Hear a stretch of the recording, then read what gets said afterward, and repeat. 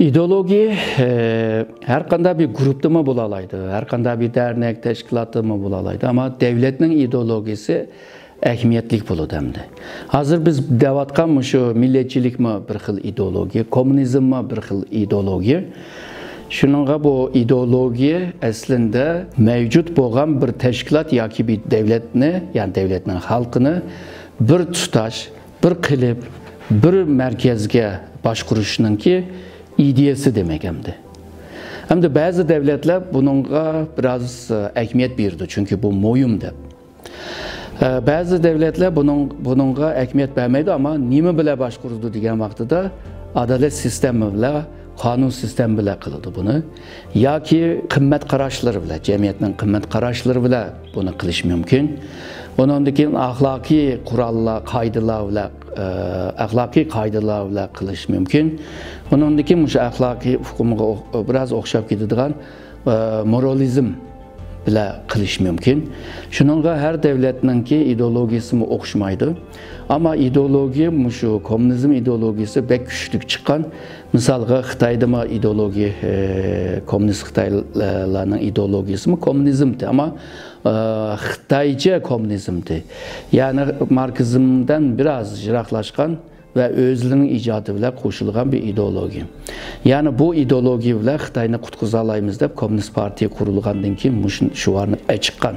Misalga Xitoy shu kommunist bo'lmasa, yangi Xitoy bo'lmaydi deb.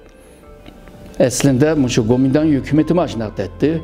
Yani Gomindan bo'lmasa, Gomindanning ideologiyasi bo'lmasa, Xitoy yangi Xitoymi kuchlanmaydi, qurilmaydi ve terakki qilmaydi dedi.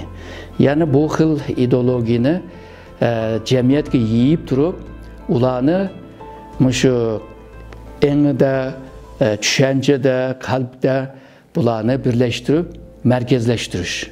Şunun bilan bu kuchni merkezleştirgan vaqtida mayli fiziki bo'lsin, mayli ma'naviy kuch olsun, bu kuchni merkezleştirgandan keyin texmi oson boshqara oladi. Shuningga bu ideologiya nurg'un devlet kurulatkan belki devlet kurulup olup başlangıç vaqtlarda bu ideologiyani bek işiltidi. Onun için bazı devletler terakki qilib etib, eğer de aciz ahvalga tushib qolgan vaqtida o devirde yana shu ideologiyani ko'tarib chiqdi. Misalga deylik, Mao'ningki vaqtida Xitoyda ideologiya kuchlikdi. Ama Deng Xiaoping'ninki vaqtida, Jiang Zemin'ninki vaqtida ancha kuchlik emasdi. Ama Xi Jinping kelgan chaqda ideologiyani yana kuchlantiryapti. Demak ki ideologiya shu siyosatchilarning qo'lida ishiltadigan bir asbob deb o'ylasak bo'ldi, ama o fiziki jihatdan emas, shu ma'naviy jihatdan xalqni boshqaradigan bir xil uslub, bir xil tushuncha desak bo'ldi.